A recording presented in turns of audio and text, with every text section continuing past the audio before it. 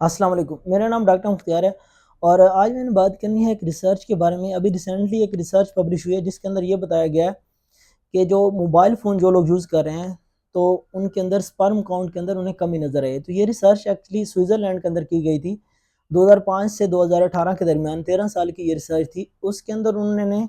University of Geneva और जो उनका पब्लिक हेल्थ इंस्टीट्यूट है उन दोनों ने मिलकर एक रिसर्च किया जिसमें उन्होंने 2886 लोगों को लिया और वो एक मिलिट्री कैंप से लोग थे जिनकी उम्र थी 18 से 22 साल के दरमियान। उन्होंने लोगों को इसके लिए चुना और फिर उन्होंने कहा कि जो लोग मोबाइल यूज़ कर रहे हैं उसका एक तो अपने पास ट्रैक रिकॉर्ड रखें कि वो कब-कब यूज़ कर रहे हैं और किस तरह यूज़ कर रहे हैं। और साथ में उन्होंने कहा कि वो अपनी जनरल हेल्थ का भी और साथ में लाइफ़स्टाइल है उसका भी पूरा ट्रैक रिकॉर्ड रखें।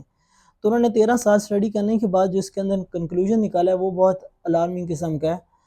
वो लोग जो दिन में 20 से 21 दफ़ा मोबाइल यूज़ कर रहे थे, तो उनके अंदर उन्हें 21% जो है उनके ओवरऑल स्पर्म काउंट के अंदर उन्हें कमी नज़र आई और वो लोग जो रेगुलर यूज़र हैं, उनके अंदर उन्हें 30% से ज़्यादा जो है इन ओवरऑल स्पर्म काउंट के अंदर उन्हें कमी नज़र आई। फिर उन्होंने ये कहा कि अभी तक जो है इस स्टडी को उन्होंने 100% कन्फर्म नहीं किया है क्योंकि अभी वो रियलिस्टिक स्टडी और न्यू एक ट्रायल उन्होंने स्टार्ट किया जिसके अंदर वो ये देख रहे हैं कि आप कौन सा नेटवर्क यूज़ कर रहे हैं या मैसेजिंग कॉल सारी चीज़ों को देखकर एक न्यू उन्होंने ट्रायल शुरू किया। लेकिन उन्होंने ये ज़रूर कहा है कि ये एक रिस्क फैक्टर ज़रूर है जो जितने भी और रिस्क फैक्टर थे स्पर्म काउंट को कम करने के लिए, तो अब एक नया रिस्क फैक्टर उसके अंदर ऐड हो गया और वो मोबाइल फ़ोन यूज़ है। और फिर उन्होंने ये भी साथ में कहा